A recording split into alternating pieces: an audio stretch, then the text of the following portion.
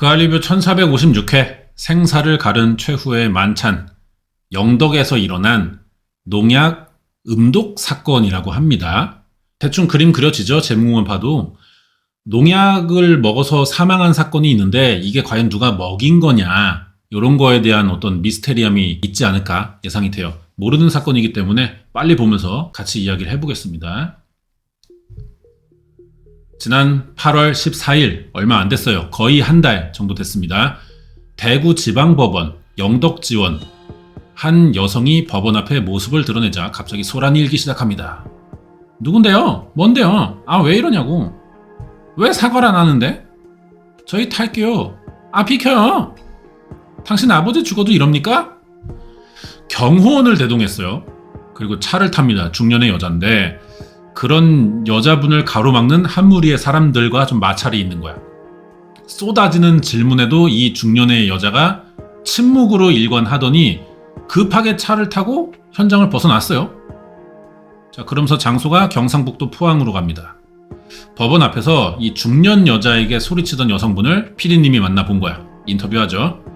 저는요, 제 아버지 죽음에 관해 의문을 가지고 있어요. 저희 새어머니가요, 아버지를 죽음에 이르게 했다고 생각하기 때문에 그 아래 제보한 거예요. 이렇게 만난 거구나.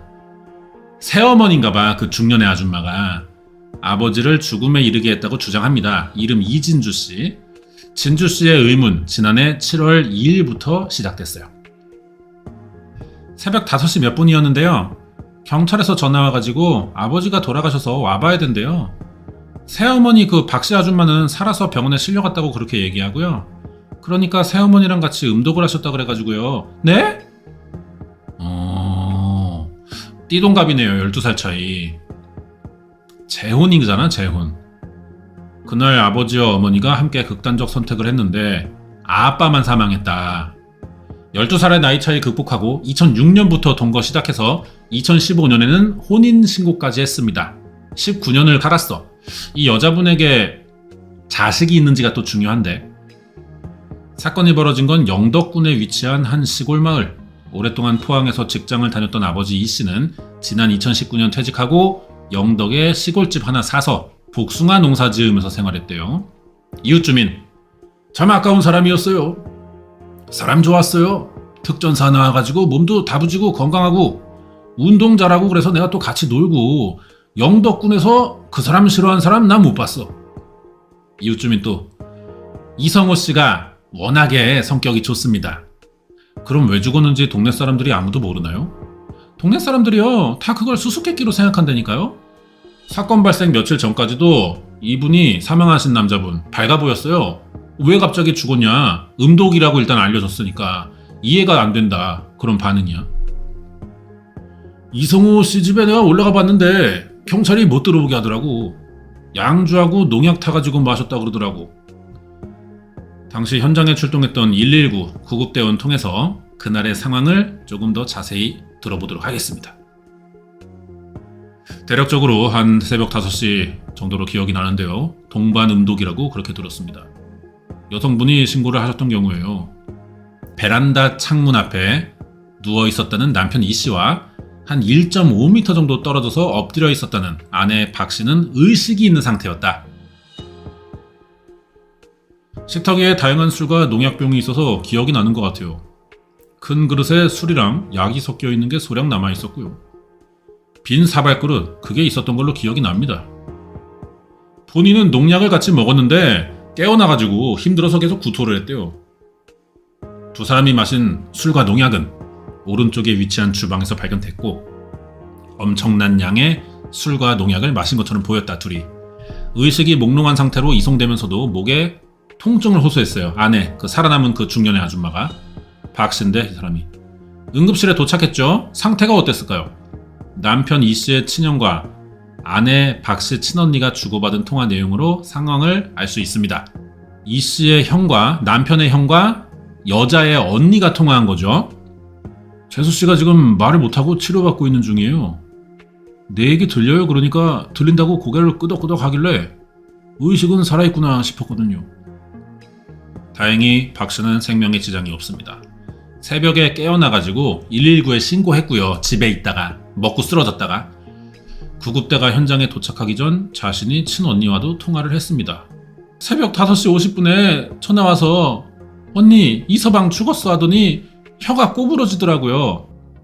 그래서 어머 너 무슨 일이야 이러니까 같이 약을 먹었어 이러는 거예요. 그 전에 좀 힘들다 그런 얘기 한 적 있어요 언니한테? 다른 얘기 안 하고요. 힘들단 얘기는 했어요 저한테. 평소 언니한테 고민 같은 거 있었다 얘기했지만 그렇다 해도 왜 동반으로 음독을 시도한 건지 여기에 대해서는 말을 하지 않았대요. 이유는. 수사 관계자. 자살하게 된 동기가 채무가 너무 많으니까 우리 힘들다 같이 가자. 가면 남아있는 자식들이 힘들겠지만 애들이 처리하겠지. 이상하다. 이런 쪽으로 두 분이 마음을 같이 먹었기 때문에 죽음을 시도한 걸로 추정이 돼요. 현재까지는. 부부가 금전적인 문제 때문에 음독을 했다. 4개월 동안 사건을 수사하던 경찰은 지난해 11월 박 씨를 자살 방조 혐의로 불구속 송치했어요. 하지만 딸 진주 씨는 경찰의 수사 결과를 받아들일 수가 없다고 합니다. 딸은 이제 이 죽음은 뭔가 이 살아남은 박 씨의 계획의 일부고 사실은 남편만 죽기를 바란 건데 알리바이라든가 어떤 그런 혐의를 벗어나기 위해 짜여진 판이 아니었을까 의심하는 것 같아요. 아버지가 작년 6월 30일에요. 새어머니 박 씨한테 메시지를 보낸 내용이 있는데 그걸 보고 저는 아버지가 죽을 생각이 있었다고는 생각이 안 들었어요. 자, 부부 사이의 카톡입니다. 남편이 보냅니다. 각 씨야 조금만 힘들어도 버티면은 회복되잖아. 목걸이 금고에 넣어둘게. 급한 대로 팔아 써라. 나는 괜찮으니까 기운 내라. 이런 거 봐서는 자식들이야 좀 힘들겠지만 뭐 우리끼리 힘드니까 가자 이런 말 안 했을 것 같은데. 자, 안에 봐봐요. 울산 와서 있어요. 회의 중이에요. 걱정 말아요. 이상한 건 이뿐이 아니다. 아빠 장례식 끝나니까요. 그 박씨 아줌마가 퇴원하고요. 3일 지나고 나서부터는 술자리도 가지고 그냥 일상을 이어가요. 충격이 없는 거야 보기에. 새어머니 박씨가 하는 행동을 보니까 자꾸 이상하다는 생각이 들어요. 농약을 진짜 죽을 생각으로 마신 게 맞나 싶어요. 게다가 사망 후 알게 된 아버지 재정 상태가 진주씨의 의혹을 더 크게 만듭니다. 대출금 8,600, 2,100, 대여금 2,000. 통장의 잔액은 1,000만 원도 안 됐고요. 빚은 한 1억 이상 됐어요. 새어머니 박씨한테 증여했습니다. 그 돈을. 한 5억 정도 되지 않을까요? 토지도 있고 건물도 있고 차도 있으니까요. 정확한 금액이 계산은 안 되지만 아버지가 가지고 있던 땅과 집 대부분이 박씨 아줌마한테 증여됐어요. 취재진은 해당 내용을 확인하기 위해 박씨와 연락을 해봅니다. 저기 만나 뵙고요. 얘기를 한번 들어보고 싶은데 혹시 시간 좀 내주실 수 있나요? 마드모아젤? 제가 내일은 출장이 있어요. 그러면 월요일 이후에는 제가 시간이 뗍니다. 만난다고 해요. 일단 당당해. 근데 또 전화 와가지고 기자님 제가 오늘 여기 제주도에 일이 조금 있어가지고 며칠 더 걸릴 것 같아요. 끝나고 올라오시면 언제쯤 되실 것 같은데요. 일단 저기 기자님 오늘은 안 될 것 같아요. 겁이 나요. 제가 사실 솔직한 얘기로. 진실을 얘기한다 하더라도 이 항상 이 진실이라는 건 말이에요. 기자님 왜곡이 되기 마련이다 이거예요. 기자님. 갑자기 겁이 난다면서 안 만날라 그래. 본인은 안 먹고 남자만 농약을 먹인 거다. 그런 의혹이 있잖아요. 그러면 경찰이 그걸 조사를 했으면 저는 살인범이에요. 맞잖아요, 기자님? 근데 경찰 조사 때 저희 집에 CCTV 있단 말이에요. 남편이 농약을 자기가 4병 갖고 들어오는 게 이 CCTV에 찍혀 있어요. 아니 그러면요 저기요 선생님 자료를 일단 천천히 보내주시고 만남을 한 번만 더 어떻게 생각이 안 되실까요? 자 이거 봐라. 박 씨는 전화로 이 인터뷰하는 중에도 계속 일 때문에 전화가 들어온대. 그러다가 갑자기 휴대전화 너머로 들려오는 통화 보류음이 들립니다. 그리고 잠깐 있다가 얘는 궁금한 게 그거야. 자기가 딱 답이 나왔다고 막 그래가지고 내가 농약을 같이 먹었냐 안 먹었냐 그것도 되게 중요한 거고 뭐 그렇게 묻더라고. 뭐야 끊었어. 씨발 매너가 그지 같네. 누군가랑 대화하는 게 잠깐 들렸어. 옆에 누가 있어 지금. 통화를 하고 있는 건가? 다른 핸드폰이 있나? 어떻게 들리지 이게? 대체 이번 사건에서 박 씨와 이 씨의 시작은 어떻게 됐던 걸까? 박 씨가 나타나기 전까지만 해도 이 씨는 가정에 충실하고 자식들과 사이 좋은 아빠였어요. 아버지 회사 특성상 교대 근무하셨기 때문에 엄청 바쁘시고요. 근데 집에서는 항상 자상하셨어요. 공주 왔나? 이러고 문 열어주시고 그런 아버지였어요. 평범하던 가정의 일상이 깨진 건 20년 전 2005년 진주 씨의 어머니가 한 통의 전화를 받으면서부터였다. 이게 그렇게 오래전부터요? 제가 학교 갔다 왔는데요. 엄마가 어떤 여자한테 전화가 왔대요. 아빠랑 만나고 있으니까 헤어져 달라는 거야. 그래서 얼마나 사랑하냐고 그 여자한테 물으니까 사랑을 잣대로 짤 수가 있겠어요? 이렇게 말을 하더래요. 그러면서 아빠가 집을 나가가지고 새 살림을 차렸어. 그 다음에 친엄마랑 이혼했고 2015년에 그 박씨 아줌마랑 재혼한 거야. 큰 충격에 진주씨는 한동안 아빠랑 연락을 끊고 살았습니다. 그때는 내가 너무 힘들어서 매일 울었거든요. 배신감 제일 크고요. 근데 또 막상 보면 아빠니까 또 좋기는 해요. 처음에 저를 봤는데 막 볼태기 비비고 요리를 일단 막 해주셔요. 몇 년 뒤에 만난 거야. 어버이날 핑계로 만나가지고 거기서 처음 박씨 아줌마를 만났어. 이 딸이 새엄마를. 첫인상이요 좀 푸근한 이미지예요. 서로 그래서 진짜 많이 좋아하는 하나보다 생각했어요. 박씨와 어색한 만남을 반복하던 진주씨는 고민 끝에 아빠의 선택을 존중하기로 마음먹었습니다. 뭐 깔끔한 정리 같은 건 없었지만 그리고 퇴직하고 영덕에 내려가서 복숭아 농사를 시작한 거지. 아내는 뭐 일을 벌려놓은 게 있나봐요. 사업을 하나봐요. 박씨 아줌마가 바쁜 아내를 외조하며 아내가 있는 포항집을 오가며 생활했지만 나름 행복한 노후인 것 같았다.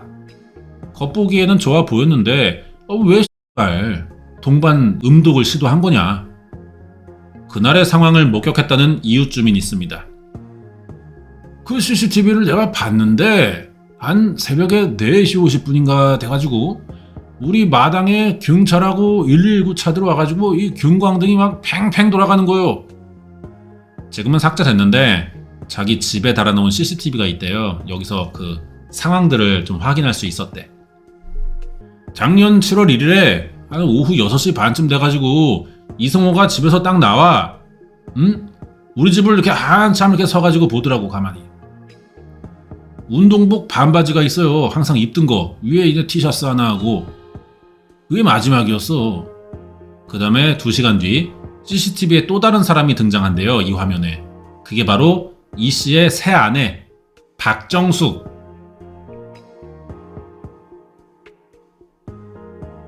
틈에 그냥 시꺼먼 원피스 하나 입고 와가지고 여기로 와서 이렇게 저렇게 이렇게 가더니 농약이 있던데 문도 열어보고 막 이러더라고 박정숙이가. 그러면서 CCTV에서는 완전히 사라져버린 거예요. 그러면 이제 들어가가지고 이제 난 추측이지 이건 다. 농약을 먹은 것 같다는 거야 나는. CCTV에 포착된 상황만을 두고 볼 때 7월 1일 오후 8시 이후에 음독을 한 것 같다. 다시 출동한 구급대원.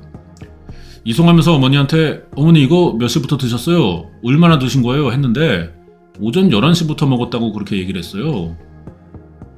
구급차로 이송될 당시 구급대원에게 오전 11시에 마셨다고 했다.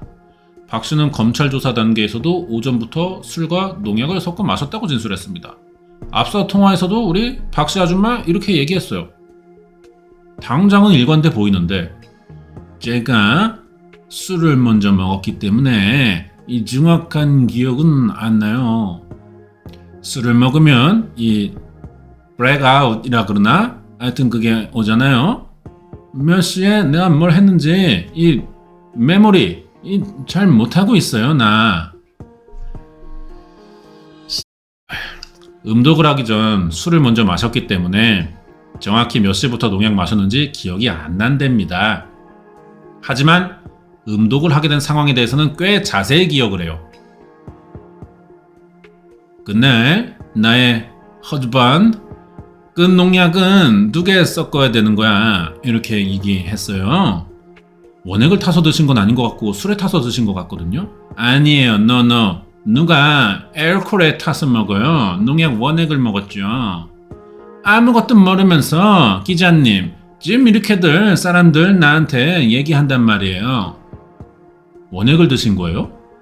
그건 경찰 조사에 남편이 저한테 농약 줬다고 다 나와 있어요. 선생님이 그렇게 진술하신 거잖아요. 경찰 조사에서. 그렇죠? 저도 진술 그렇게 했지만 허즈번 농약병 4개 갖고 왔고요. 4개 중에 2개 섞었단 말입니다. 남편이 농약을 술과 섞어서 나한테 줬다고 계속 진술을 해요. 이렇게. 남편이 기자님 우리 허즈번 대접에 부어서 저한테 먹으라고 드링크 꺼냈어요. 아니 우리가 허즈번 이것까지 마셔야 되냐? 내가 퀘스천. 그러자 남편 허즈번 이승에 미련 이렇게 많냐? 얘기했어요. 아내 박씨의 이야기는 남편 이씨가 그날 먼저 음독을 제안했다. 그리고 농약을 건넨 것도 다 남편 이씨다. 자기는 마신 죄밖에 없다. 근데 살아나는 걸 어떡하냐 이거야. 일단 마셨어요. 그래서 술과 농약 때문에 정신을 잃고 지 혼자 새벽에 구토하면서 막 토악질하면서 깨어났고 남편 사망한 걸 발견한 뒤에 119에 신고했다는 게 이 아줌마 주장입니다. 근데 공소장에 따르면 사건 전날 박 씨는 남편에게 전화해 자신이 죽으면 당신도 죽겠냐고 물었고 이에 남편 이 씨가 그러겠다고 대답하자 같이 죽자고 먼저 제안을 했대요. 말이 다르네. 지가 먼저 제안했네. 남편은 왜 따르지? 자, 여기에 우리나라에서 가장 부검을 많이 하는 유성호 교수님 나왔습니다. 글리포사이트는 그 자체로는 큰 독성을 일으키는 물질이 아니에요. 낮은 독성을 일으키는데 같이 들어가 있는 계면활성제 농도가 높아짐에 따라서 폐부종, 저혈압 이러면서 콩팥이 망가져요. 급성 심부전으로 되면서 사망할 수 있는 그런 기전을 가지고 있습니다. 앞에서 인터뷰할 때 그 인근 주민이 자기 집에 CCTV 달아놓은 얘기 했었잖아요. 그 CCTV대로면은 전날 오후 6시에 이 씨가 분명 집 앞을 서성거리고 있었어, 남자분이. 그리고 아내 박씨 아줌마의 주장대로 오전 11시부터 농약을 마신 거라면은 그리고 나서 7시간 지난 뒤에 어떻게 멀쩡히 돌아다닐 수 있었는지가 또 설명이 필요하다는 거야. 병원을 가봅니다. 이렇게 온몸에 퍼져가지고 그 증상을 일으키는데 시간이 좀 걸립니다. 저희가 통계적으로 이렇게 봤을 때 8시간에서 이게 24시간 이내에 심각한 증상이 처음 발현하는 경우가 많습니다. 아마도 이 서성거린 목적이 자기가 약을 먹었는데 증상이 너무 없고 죽지도 않고 이상해서 나오지 않았을까라는 추정을 한다면은 만약에 그 시점에서 얼마 안 있다가 증상이 나왔을 확률이 굉장히 높다는 거예요. 아, 이게 바로 막 이렇게 목이 타들어가고 그런 게 안 나와? 아, 그래? 그러면 CCTV만 가지고 판단할 수는 없겠네요. 집안에서 이뤄진 그 시간대는 여전히 미스테리네. 특정이 안 되겠네. 알코올을 같이 복용했다든지 이럴 경우에는 본인이 느끼는 주관적 통증이라든지 또 중추신경계 저하로 인해서 약물의 효과가 알코올에 의해서 가려져 있다가 늦게 나타났다 이렇게 보일 수도 있습니다.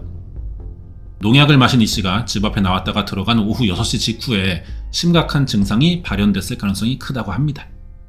그러나 아내 박 씨가 CCTV에 마지막으로 목격된 시간은 2시간 뒤 오후 8시, 그리고 박 씨가 119에 신고한 시간은 다음날 새벽 4시 43분.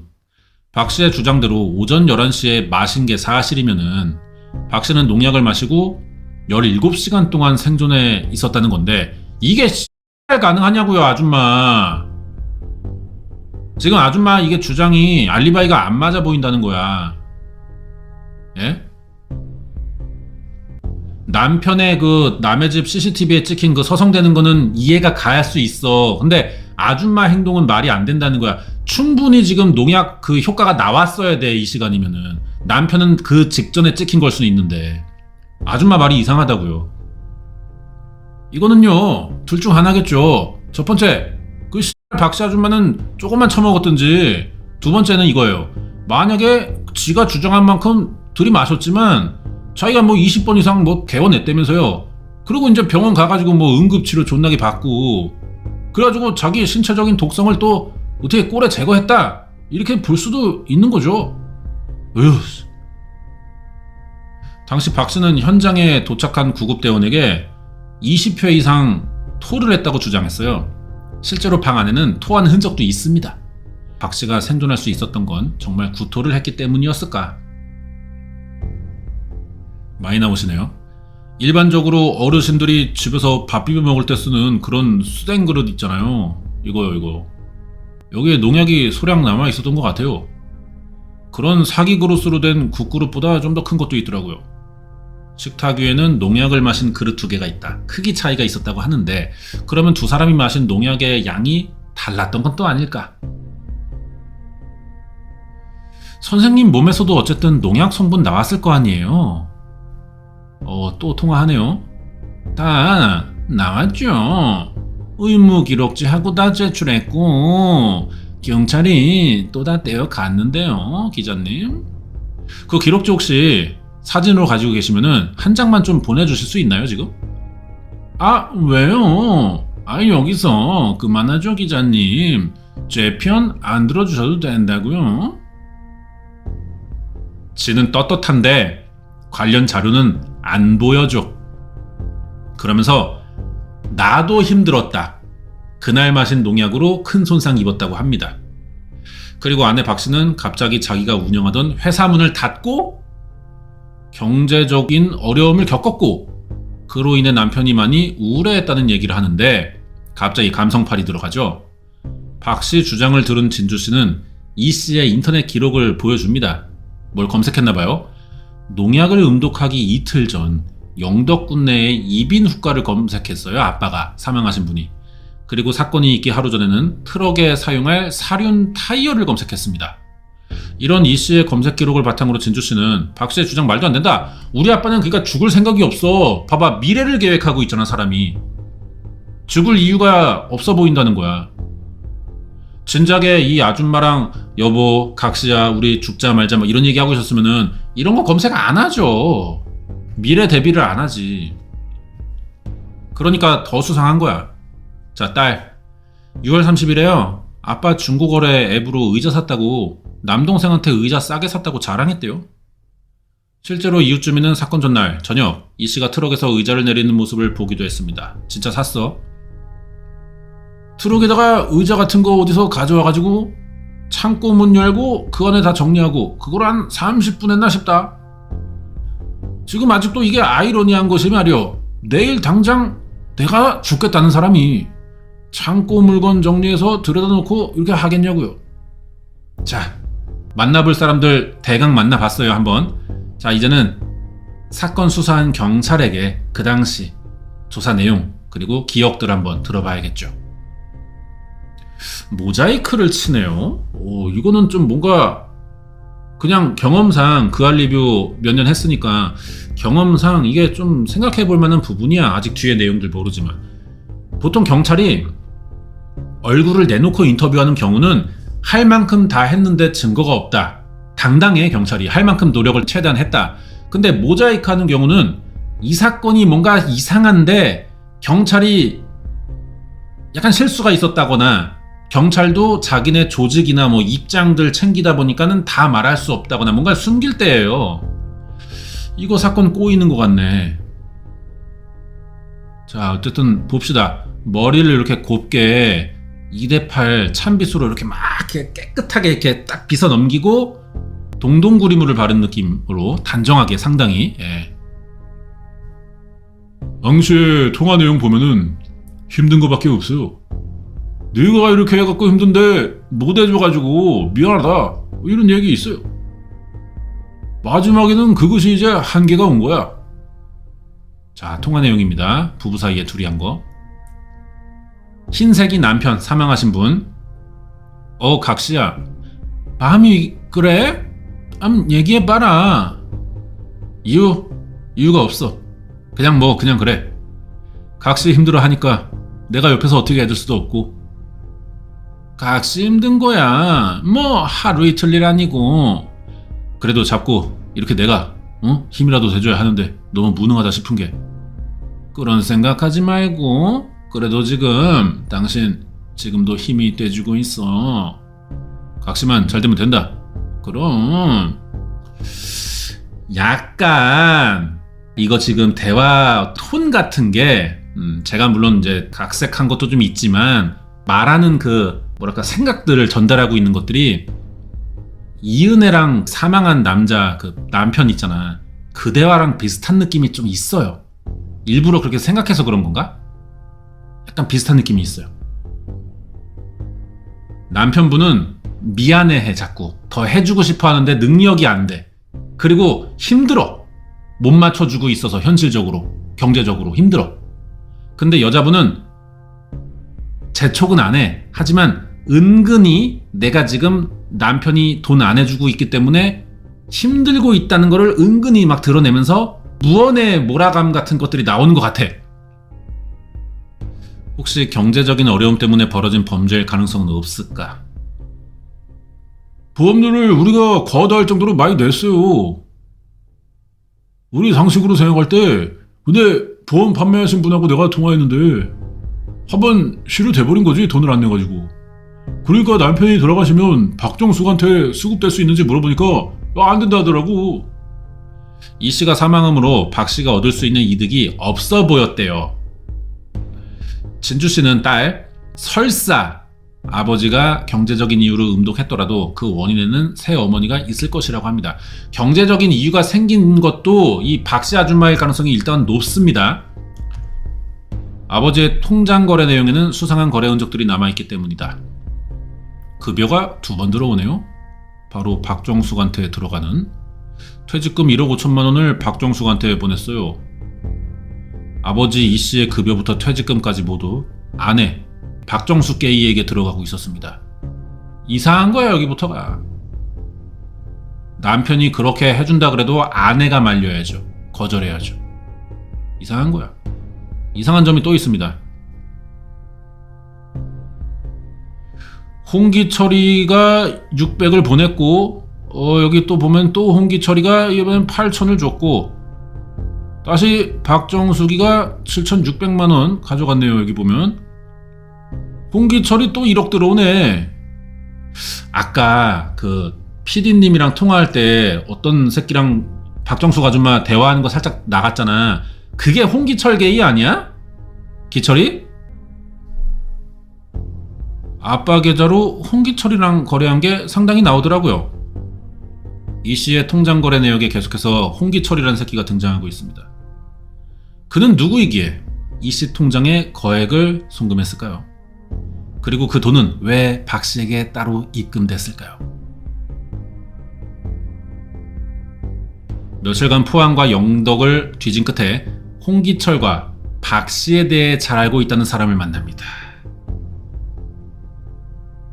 박정숙이가 제일 처음에 화재감 시자로 일을 했대요.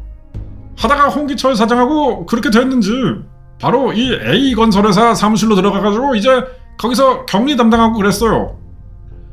홍 씨는 박 씨가 다니던 건설회사의 대표래. 아, 사장과 격리의 불륜이야?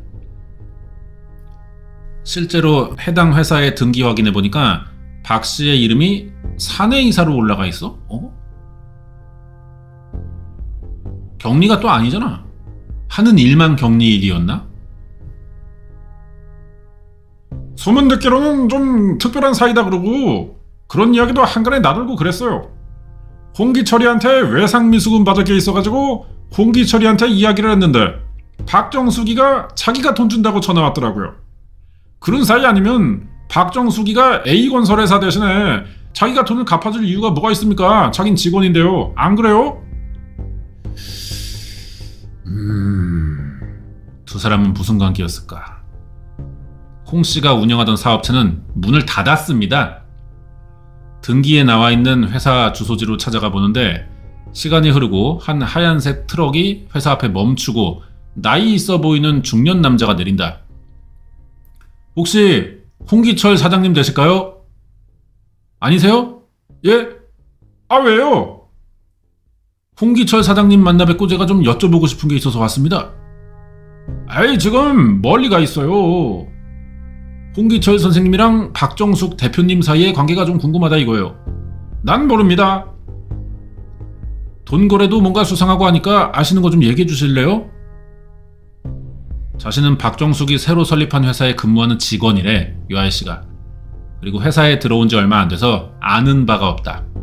출근 10분도 안 돼서 갑자기 무슨 일이 생겼다고 급히 나가버립니다. 다른 데로. 자, 이거 봐라. 홍 씨를 좀 찾아야 되는데 이거 어디 가야 만날 수 있을까요? 회사 근처 주민을 찾아가서 홍 씨라는 사람 본 적 있는지 물어보는데 조금 전에도 왔다 갔어요. 아유, 맞아. 이 사람이야. 우리한테 왜 아니라 그랬을까요? 방금 전 취재진과 만나서 자기가 홍 씨가 아니라고 했던 그 새끼가 홍 씨야. 이 새끼 이 새끼. 이게 홍게이야, 홍게이. 홍기철 게이. 이게 아버지도 없는 게 까불어? 이 새끼 봐라. 불과 며칠 전에 홍 씨랑 박 씨 둘이 다정하게 지나가는 것도 봤대. 취재하던 중 뜻밖의 인물로부터 두 사람의 이야기를 또 듣습니다. 그는 박 씨에게 투자 사기를 당해 그녀를 고소했대요. 아, 오케이. 혹시 실례가 안 된다면 선생님은 얼마 정도를 박정숙이한테 투자하신 거예요?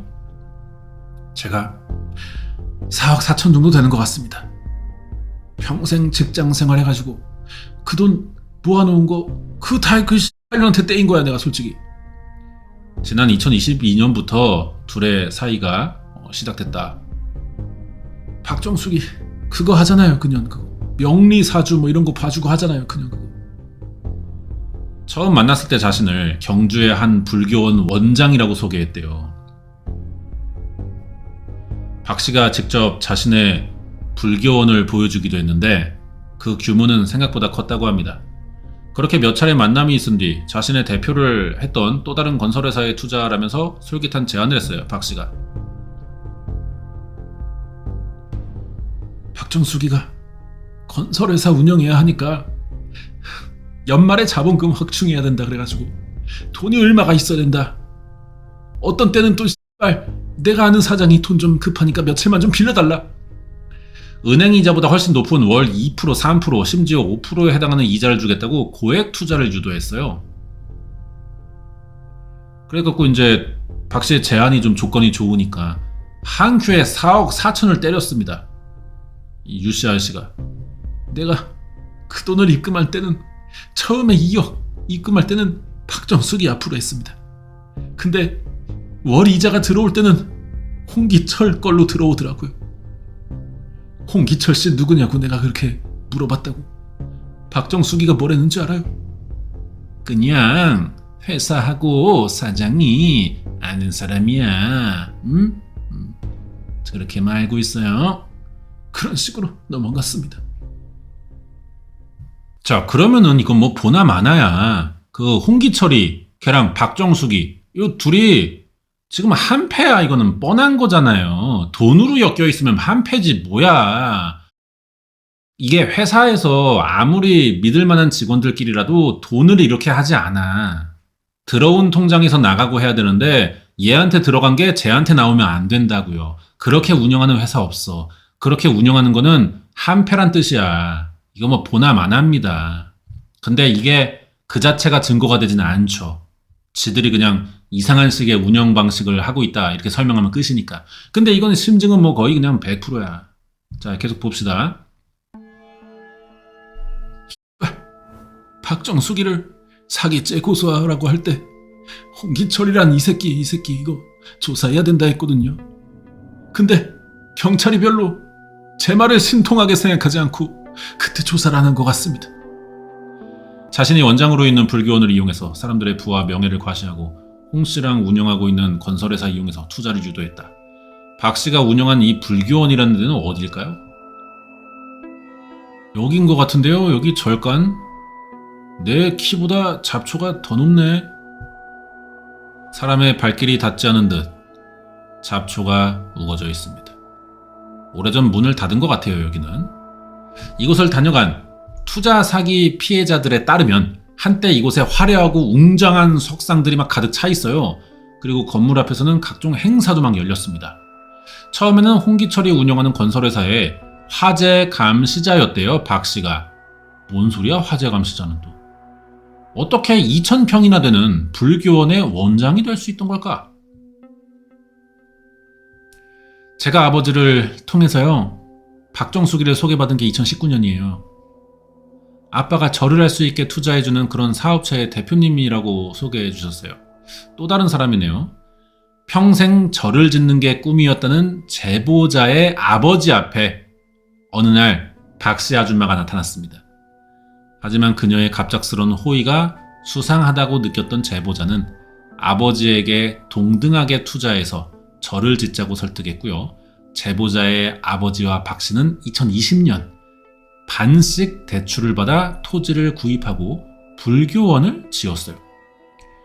이미 그 홍기철 그 아저씨랑은 진작부터 뭔가가 있었네. 이 아줌마 이 미친년이네. 이렇게 완성된 건물 안에서 어떤 일을 하셨어요? 일단 저희 아버지가 사주를 보고 나면 사주에 돈이 있는 사람이다. 이거를 아버지가 가르쳐주는 거죠. 박정숙한테.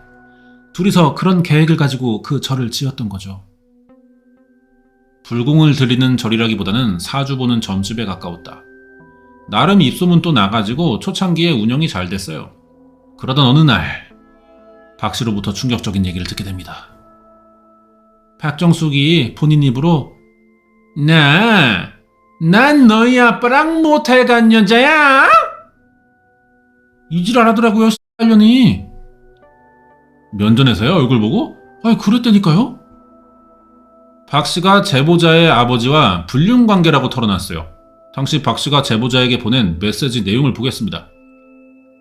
야 멘트 봐라. 난 멋진 사랑도 멋진 내 남자도 다 썩섹스 시키는 나 그런 후회 없는 삶을 살려고 나름 노력 중이야. 나 지금 너무 행복하고 즐거워. 아빠 만나러 간다. 보고 싶네. 하진석 쉐이크. 좀 멋쩍지만 딸이니까 너도 오늘 새로운 속옷을 입혔다.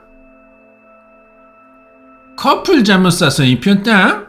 내가 롤렉주 주문하려다가 취소했어. 아빠 생일에 주려 했거든. 뭐야 미친년이야 뭐야 이거. 뜻밖의 사실을 알게 된 제보자 어머니를 설득해서 상간소송을 진행했습니다. 법원은 혼인 파탄의 책임을 물어서 2022년 이혼의 책임이 있는 박씨와 제보자 아버지에게 위자료를 지급하라고 명령했어요. 2022년 남편 이씨가 사망하기 2년 전입니다. 성인 관계에 있는 남편을 두고 다른 남성과 외도를 저질렀던 걸 보입니다. 이 박씨. 뒤늦게 알게 된 딸 진주씨도 큰 충격을 받았어요. 범행 수법이 유사한 정도가 아니라 아주 동일해요. 빌려가는 수법이라든지 대처하는 거라든지. 그래서 친척들이나 저희한테 빌려간 부분이 그리고 아버지 역시 박정숙이한테 돈을 빌려준 입장이기 때문에요. 그걸 나름 정리하려고 그렇게 했다는 생각도 들어요. 박씨가 진주씨의 친남매와 아버지의 형제들에게도 똑같이 투자 권유를 했습니다. 금전적인 피해보다 새어머니 박씨에게 내연남이 있었다는 사실이 더 충격적이라는 진주씨는 박씨가 아버지와 음독한 또 다른 이유로 이것을 꼽아요. 새로운 삶을 시작하고 싶었던 것 같아요. 어느 순간부터 아버지를. 천덕꾸러기처럼 짐처럼 느끼는 걸 좀 느꼈어요. 왜냐면은 건물 집, 차 이런 거 재산 다 양도받을 거 받았잖아. 더 이상 빼먹을 게 없어졌잖아. 그러니까 이렇게 태도가 바뀌는 거죠. 아버지가 전립선이 안 좋다는 거를 저희 앞에서도 얘기하고 이제 우리는 남녀 관계는 끝났다. 더는 아버지한테서는 대출도 낼 만큼 냈고 주변 인물들한테 돈도 빌릴 만큼 빌렸고 이 사람한테서 얻을 게 없다. 자신의 모든 재산을 증여해주고서라도 새어머니 박씨랑 살고 싶었던 거예요. 전 재산을 증여한 이유가 박 씨가 이혼하자고 그랬는데 그걸 붙잡으려고 그랬다. 그렇게 모든 재산을 아내에게 넘겼어. 이 씨의 재정 상태는 어땠을까요? 남편 이성우가 죽기 한 달 정도쯤에 영덕에 있는 그 일용직인가 궁전인력에 일하러 간 거예요. 돈이 없어가지고. 죽기 몇 개월 전부터는 돈이 없었어요. 딸 진주씨가 제기하는 의혹처럼 그날 밤 박 씨는 남편과 작별하기 위해 동반 자살극을 벌인 걸까. 박 씨에 대해 잘 알고 있다는 또 다른 제보자 만나봅니다. 한때는요, 제가 박정숙이랑 가까운 사이였죠. 얼마나 가까웠나요? 박정숙 씨의 사기라면 사기지만 제가 그걸 도왔던 사람이에요. 뻔뻔하게 얘기하는 거 봐. 표독스러워가지고. 그러면 선생님은 누구보다 박정숙 게이의 수법을 잘 아시겠네요. 네, 저 그년 수법 빠삭해요. 자기를 보험 설계사. 야, 씨발, 또 여기서? 보험 설계사가 등장해버리네. 박정숙이가 저한테 한 게 뭐냐면요. 보험 소개도 많이 했고요. 자기 주위의 지인들만이 소개해 줄 테니까 투자자를 모아달라고 하더라고요. 돈을 투자할 수 있는 사람을. 두 사람이 주고받은 통화 내용도 있었는데요. 근데 이 사건으로 보험금 받은 건 없잖아요. 근데 이게 보통 이런 식의 아내들이 저지르는 사건들은 보험금 노리는 경우가 많은데 그렇기 때문에 보통 이런 범인들은 과거에 보험회사에서 일한 적이 있거나 어떤 설계사와 가깝거나 하거든. 그러니까 뭐 어쨌든 얼핏 다른 데서라도 저 보험 설계사랑 뭔가를 했던 것 같긴 하네.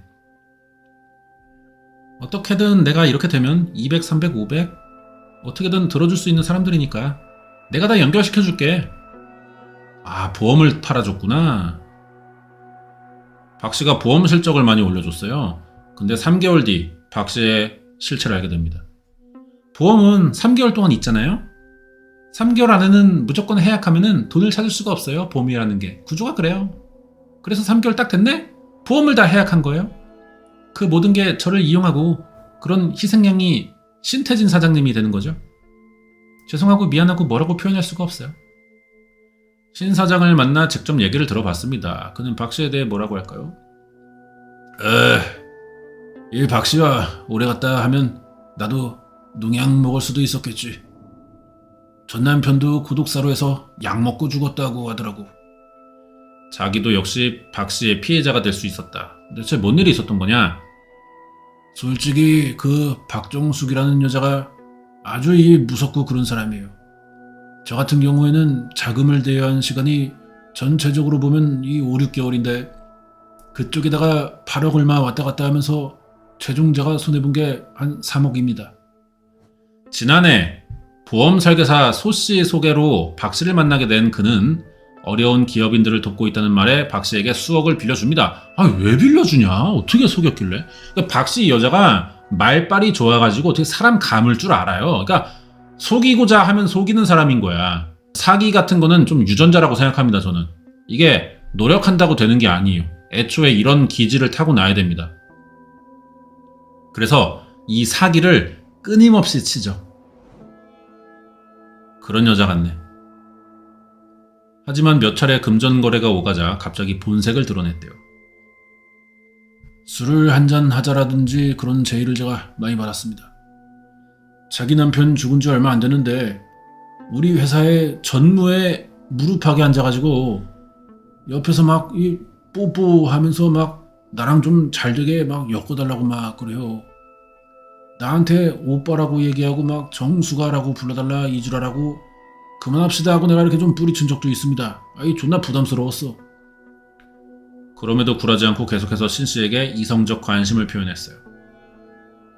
나는 오빠가 좋아. 왜냐면 모르겠어.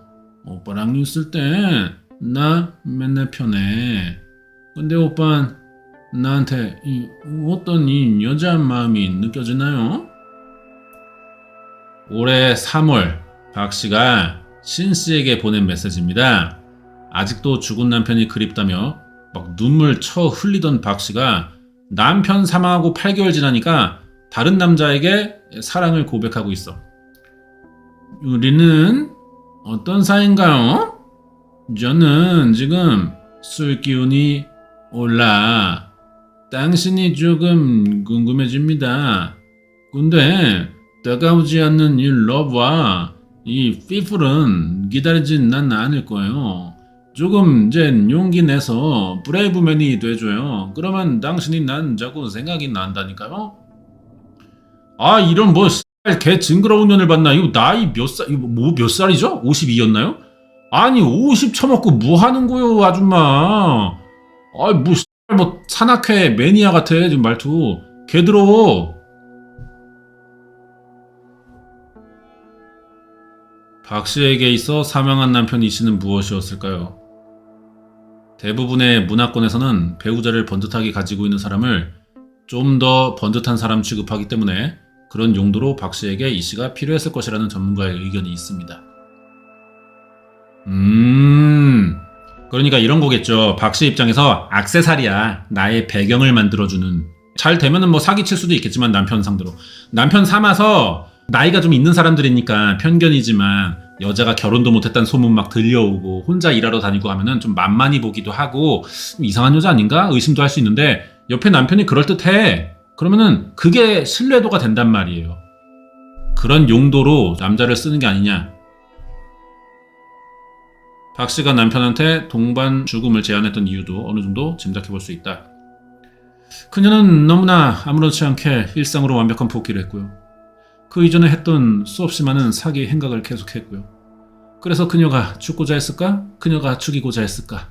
그녀의 종적이 어땠는지 한번 확인하셔야 돼요.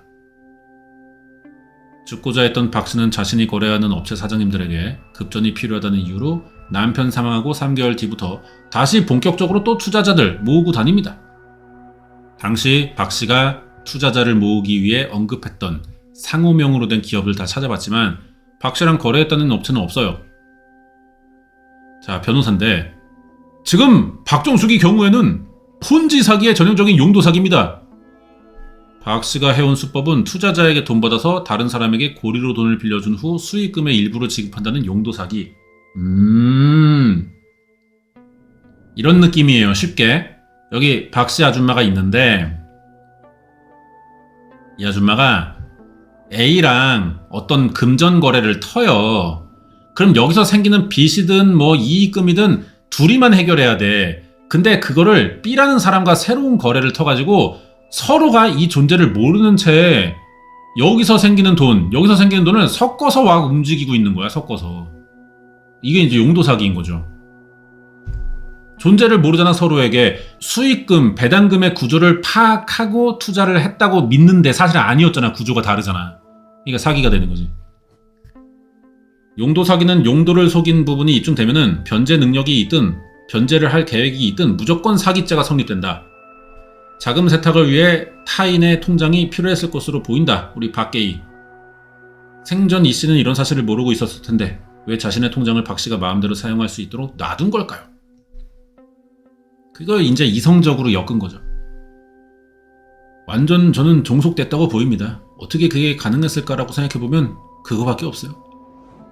두 사람이 함께 살게 된 이후에는 이 씨는 여러 면에서 경제적인 주도권을 완전히 박 씨에게 넘기게 됐고 많은 것들을 의존하고 이미 경제적, 사회적 자립을 잃은 상태에서는 박 씨가 어떤 행동을 하더라도 일방적으로 지지하고 응원해줄 수밖에 없는 상황으로 보인다는 전문가.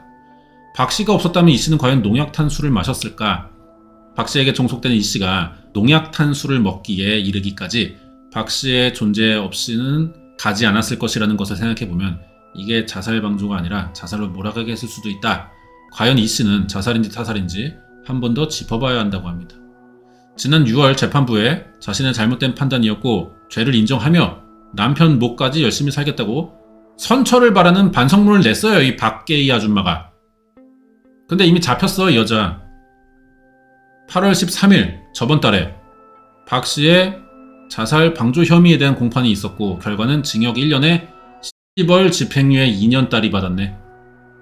그럼 그냥 나와도 되는 거야 이 여자.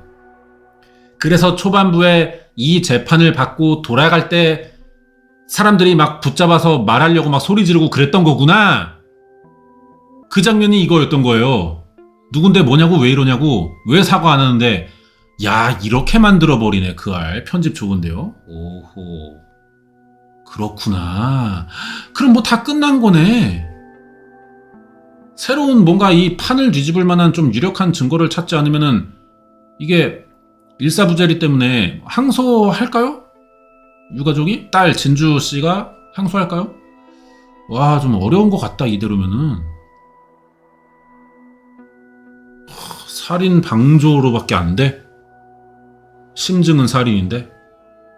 그러니까 그 집안에서 어떤 일이 있어가지고 남편이 이 씨가 농약 탄 술을 먹고 사망했고 여자분은 마셨는지 안 마셨는지 솔직히 모르겠어. 뭐 이럴 수도 있어요. 농약 따르다가 남편이 먼저 화장실 갔다 나오는 사이에 한 모금 일단 마신 척 한 거야. 버려놓고 싱크대에 버려놓고 이미 마신 척 해갖고 여보 난 마셨어요. 이지랄 하는 거야. 남편 다 원샷 때릴 수 있게 유도하는 거지. 그럴쓸 가능성도 있는 겁니다. 모르는 거야 이게 지금 상황이. 집안에서 어떤 일이 있었길래 같이 먹었는데 여자는 사냐. 이 비밀은 알 수가 없겠는데요. 이제 와서. 쉽지 않은 상황이구만. 이 박 씨는 지금 이 집행유예 풀려났잖아. 2년 내로 무슨 사고 안 치면은 1년 징역 받은 거 그냥 사라져요. 없어진단 말이야. 야, 그럼 또 여전히 또 뭐 사기 치려고 투자자들 끌고 다니고 하겠지. 또 다른 남자 찾을 거고. 정신적으로 이상한 거야, 사기꾼들 사실. 사기꾼 이거 저는 유전자라고 봐요, 전창조처럼. 사기를 치지 않고는 살 수 없는 몸입니다. 그리고 그게 머리가 너무 잘 돌아가, 그 분야로. 그런 사람들이 있어. 사기꾼 유전자. 이 박씨 아줌마가 좀 그런 식인 것 같습니다.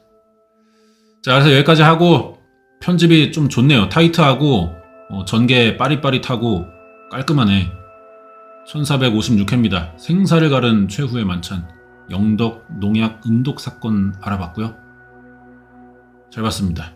여기까지고 다음 주에 또 새로운 편 준비해서 리뷰해 볼게요.